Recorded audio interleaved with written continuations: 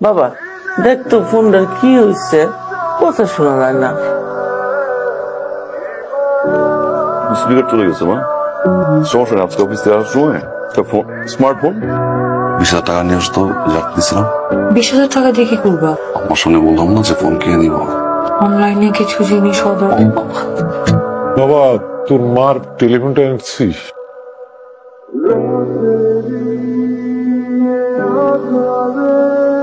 বাবা, টেলিফোন আনার জন্য যে টাকাটা আমার কাছে ছিল ওটা আমি অনলাইনে খরচ করে ফেলছি, সেই জন্য এই মাসে টেলিফোনটা আনতে পারে নাই।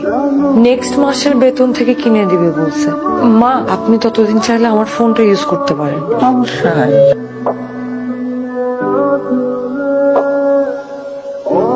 শুনো, আমার ফোনে 500 টাকা ফ্লেক্সি করে দিও। আচ্ছা ঠিক আছে। সিফাত, তোর মায়ের ওষুধ তো শেষ হয়ে গেছে, তুই অফিস থেকে ফেরার সময় নিয়ে আসিস বাপ। ঠিক আছে। ঠিক আছে মানে তুমি ওষুধ আনবা কোথা থেকে? তোমার পকেটে 1 টাকাও আছে? আব্বা, ও তো এই মাসে বেতন পাইনি, ওর পকেটে 1 টাকাও নেই, কোথেকে ওষুধ আনবে বলেন? আসলে এই মাসের বেতন পাইনি। আব্বা, ফয়সালকে বলেন ও ওষুধগুলো এনে দিবে। ফয়সালকে তার মার মোবাইলে কিনে দিতে পারে না, টাকা নাই বলে। ঠিক আছে দেখি। কথা কথা টাকা মিশা কথা কেন কো?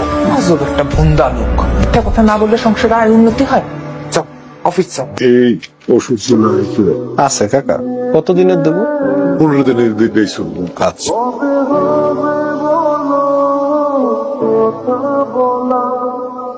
কাকা 2230 টাকা দাম হয়েছে। আমি ওই 2 দিন পরে এসে টাকাটা দিয়ে দেবো।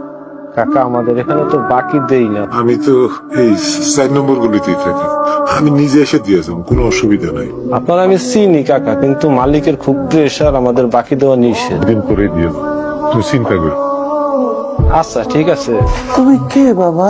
আপনি আমাকে চিনবেন না, এটাই তো স্বাভাবিক। এই বাসার দিশা ম্যাডাম আছে না, উনি আমাদের ব্যাংকে 15,000 টাকা মাসিক ডিপিএস করেছে। আম্মা নাকি দেন ডিপিএস এর টাকা দেন, ডিপিএস 15,000 টাকা দেন। তোমার সাথে আমার একটু কথা ছিল। এইভাবে ভাড়া বাসায় আর কতদিন? আমি ভাবছি আমরা একটা ফ্ল্যাট নিব। না মানে এখন না, টাকা পয়সা জমাই তারপর একটা ফ্ল্যাট। আমার খরচ, তোমার খরচ। আব্বা আম্মাও একটু খরচ। না মানে ফ্ল্যাটটা কিনলে তো আব্বা আম্মাও আমাদের সাথে থাকবে না। বড় ভাইরা ডিপিএস খুলছে 15,000 টাকা। সাথী, আমার শরীরটা খারাপ তো, কয়টা কাপড় ভিজেছে, একটু ধুয়ে দাও তো।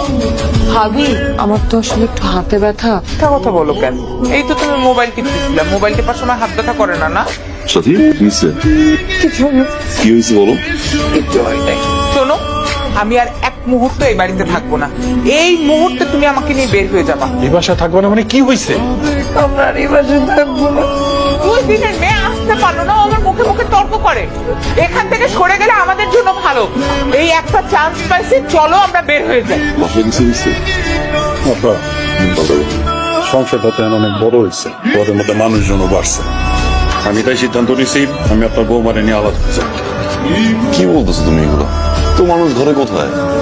আমরা যারা থাকার তারাই তো আছি না। আমার যে টাকা দিতে বলছো মাসে, তা তো আমি দিচ্ছি না। তার বাহিরে আম্মার যা লাগে, আম্মার কি আম্মা আব্বা দেই না, দেই না। তুই সকালে যাস, রাতে বাসায় ফির। তুই কি জানোস বউ আমার বউয়ের সাথে খারাপ ব্যবহার করছে? আমি ডিসিশন নিছি, আমার ডিসিশন ফাইনাল ডিসিশন। ভাইয়া কথা শোনো ভাই, ভাইয়া সাপ দিয়া ভাবির ভিতরে আমরা ভাইয়া ঢুকতেছি।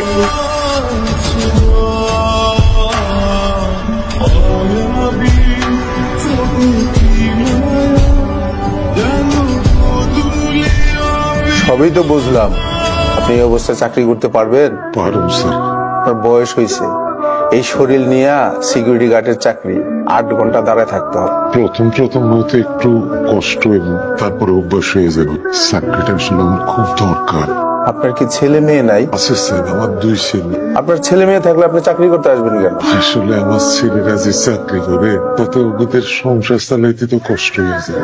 স্যার আপনি আমার চাকরিটা দেন, আমি যদি না পারি তারপর 2-3 দিন দেখে আপনি আমার বিদায় দিয়ে দেন। ঠিক আছে, তাহলে কালকে থেকে জয়েন করেন। কি রে, তোরা কই যাস? বুঝলে মানে আব্বা চলে যেতেছি। তুই যাইস না বাবা। আপনি দেখেন না যে ওই বউ ওর সাথে কেমন ব্যবহার করে?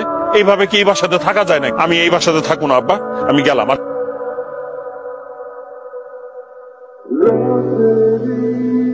এটা কি মা? এটা কি? আমি যে অফিসে চাকরি করি সেই অফিসের সিকিউরিটি গার্ড আমার বাবা। এই ড্রেস কেন বাবার গায়ে? সাথী, ভাই সাথী, এটা কি? এটা কি? 35,000 টাকা আমি বেতন পাই, যে জন্য 5টা পয়সা খরচ করি।